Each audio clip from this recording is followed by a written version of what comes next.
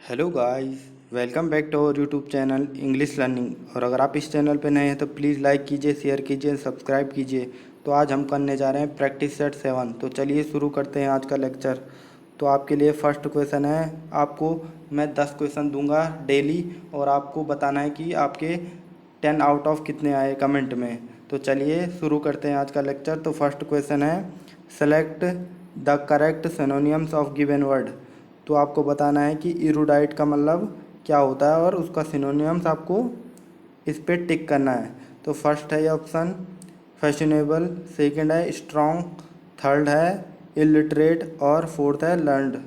तो आपको बताना है इरूडाइट का मतलब क्या होता है और उसका जो सिनोनिम्स है आपको उस पर टिक करना है। तो मैं आपको बता देता हूँ कि इरूडाइट का मतलब क्या होता है। तो इरूडाइट का मतलब क्या होता है, हैविंग और शोइंग ग्रेट नॉलेज और लर्निंग, यानी जो जिसके पास क्या हो, ग्रेट नॉलेज हो और लर्निंग हो, या फिर वो उस चीज़ को शो करता हो।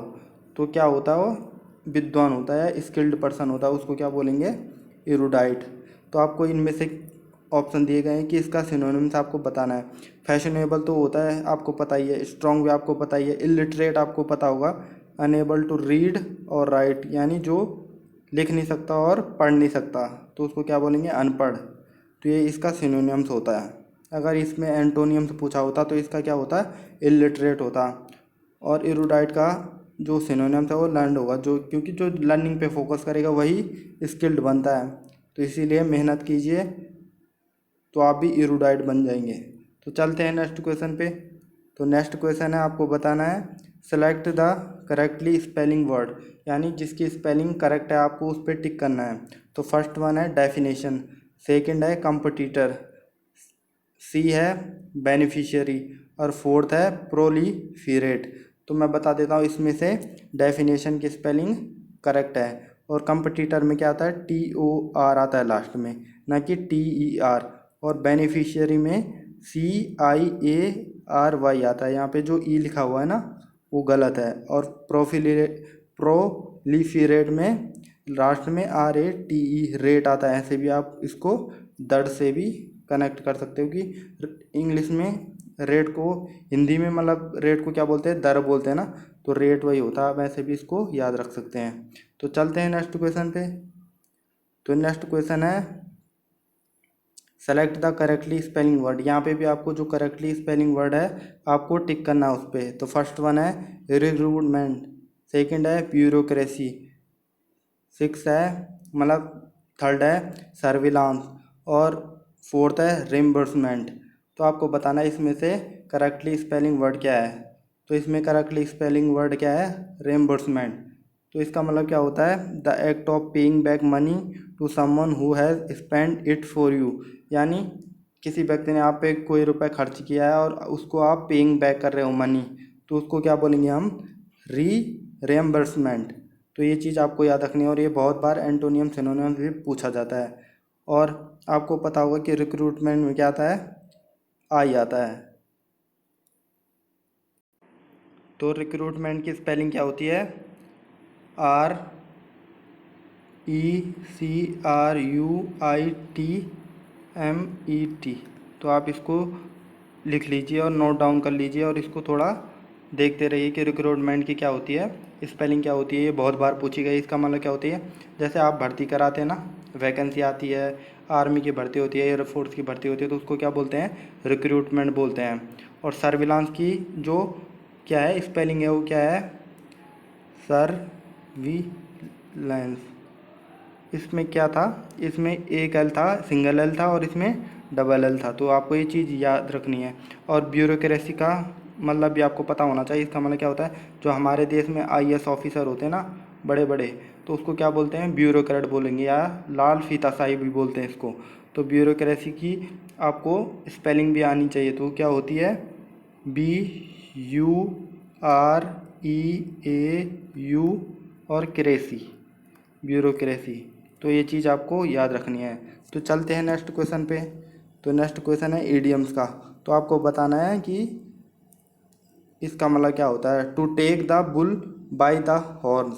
तो अगर आप क्या करेंगे, किसी के जो बुल है, सांड है, उसके हॉर्न्स को यानी उनके सींगों को पकड़ देंगे तो आप क्या करेंगे, to speak arrogantly, to handle difficulties directly, to murder someone, to surrender to the enemies. यानी आप घमंड तरीके से आप अगर स्पीक कर रहे हैं, इसका मतलब ये होता है। या फिर आप हैंडल करते हैं सीधे डायरेक्टली जो मुसीबत आती है उसको, या फिर आप किसी का मर्डर कर देते हैं। और डी है to surrender to the enemy, यानी जो आपका दुश्मन है उस तो आप क्या कर देते हैं, समर्पित हो जाते हैं। तो इसका मतलब क्या होता है, to take the bull by the horn. तो इसका मतलब होता है टू हैंडल डिफ़िकल्टीज़ डायरेक्टली, यानी अगर आप किसी मतलब जो सांड है उसके बुल के क्या पकड़ देंगे, सिंग पकड़ देंगे, तो वो क्या करेगा, आप डिफ़िकल्टीज़ को उसको डायरेक्टली हैंडल नहीं कर सकते उसे। तो चलते हैं नेक्स्ट वन पे। तो नेक्स्ट वन है a long and aggressive speech. तो आपको बताना है इसमें से क्या है, ये वन वर्ड सब्स्टिट्यूशन है। तो फर्स्ट ऑप्शन है एलोक्वेंस, सेकंड है प्रोलोग, सी है डिस्कशन और डी है हैरंगे। तो आपको बताना है कि लॉन्ग एंड एग्रेसिव स्पीच किसे बोलते हैं, तो इसे किसे बोलते हैं, इसे हैरंगे।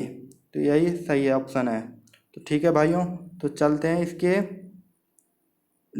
उस पे बताता हूँ मैं कि क्या क्या इसके मीनिंग होता है। तो एलोक्वेंस का मतलब क्या होता है, जो फ्लुएंटली स्पीकिंग करता है और राइटिंग करता है, तो उसको क्या बोलते हैं, एलोक्वेंस बोलते हैं। और प्रोलॉग किसको बोलते हैं, a separate introductory section of a literary dramatic और म्यूजिकल वर्क। यानी जो म्यूजिकल वर्क है या ड्रामेटिक है या इलिटरेट सेक्शन है, इंट्रोडक्टरी पार्ट है जिसका, उसको सेपरेट से जब हम सेक्शन वाइज करते हैं तो उसको क्या बोलते हैं, प्रोलॉग बोलते हैं।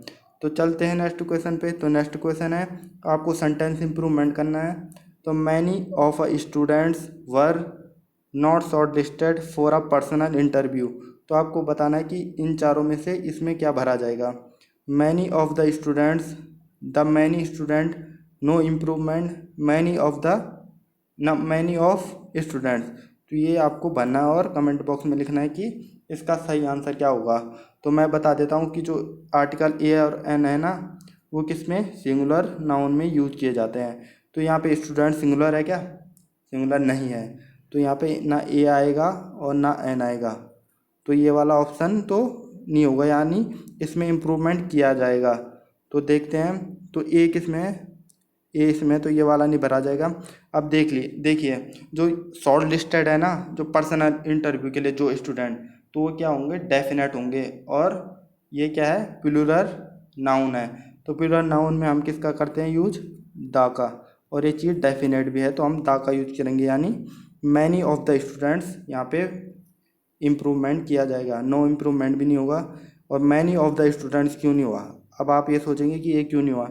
अब ये इसलिए नहीं हुआ क्योंकि स्टूडेंट्स क्या है, नाउन है, और नाउन से पहले क्या लगता है, आर्टिकल लगते हैं। तो आपको समझ में आ गया होगा।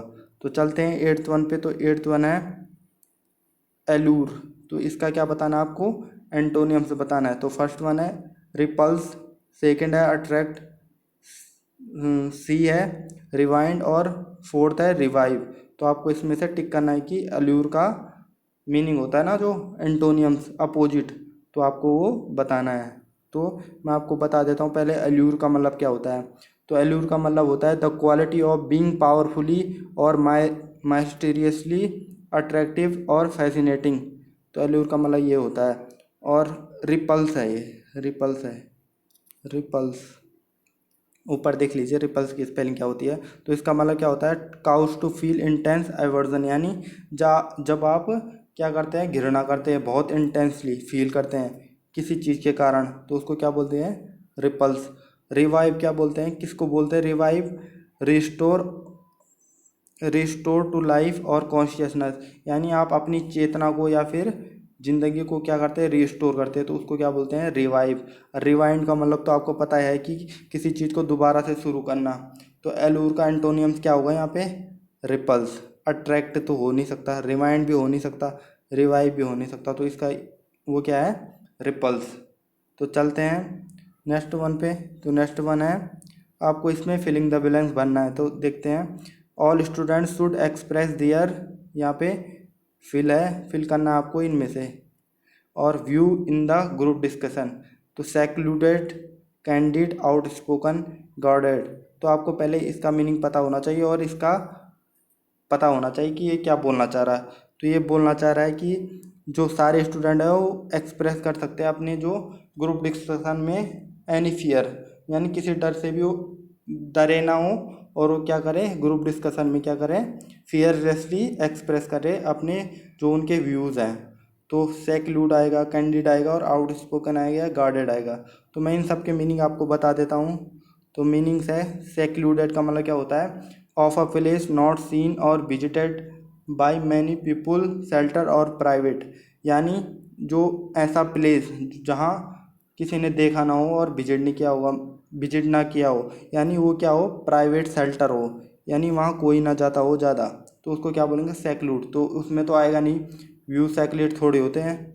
कैंडिड आएगा, तो कैंडिड का मतलब क्या होता है ट्रूथफुल एंड स्ट्रेट फॉरवर्ड यानी फ्रैंक। तो जब इंटरव्यू में ग्रुप डिस्कशन में क्या होता है स्ट्रेट फॉरवर्ड ही तो होना पड़ता है, फ्रैंक होना पड़ता है, तो उसको क्या बोलते हैं यहाँ पे क्या आएगा, जो क्या है यहाँ पे जो फिलिंग द ब्लैंक्स है यहाँ पे क्या आएगा कैंडिड आएगा। तो मैं इन दोनों के मीनिंग भी आपको बता देता हूँ कि क्या क्या है। तो गार्डेड का मतलब क्या होता है कॉशियस यानी जो चिंता करता है। आउटस्पोकन का मतलब क्या होता है frank in stating one's opinion with especially if they are shocking और कंट्रोवर्शियल, यानी जो फ्रैंकली बात करता है और स्पेशली क्या करता है वो शॉकिंग और कंट्रोवर्शियल स्टेटमेंट देता है, तो उसको क्या बोलते हैं आउटस्पोकन, यानी कुछ वो ज़्यादा ही बोल देता है। तो चलते हैं 10th क्वेश्चन पे। तो 10th क्वेश्चन है आपको एंटोनियम्स बताना है बिजार का। तो सबसे पहले आपको बिजार का मतलब पता होना चाहिए, तभी तो आप एंटोनियम सेलेक्ट कर पाएंगे। तो फर्स्ट वन है स्ट्रेंज, यूजुअल, हैप्पी, वियर्ड। तो बिजारे का मतलब क्या होता है अनयूजुअल और स्ट्रेंज। तो यूजुअल इसका क्या होएगा एंटोनियम्स आएगा, और सिनोनियम्स क्या है इसके bizarre, strange, weird, unusual, awkward. तो इसका मतलब क्या होता है बिजार। तो आपको कमेंट बॉक्स में लिखना है कि आपने 10 में से कितने क्वेश्चन को सही किया। तो thanks for watching, please share and subscribe, God bless you all.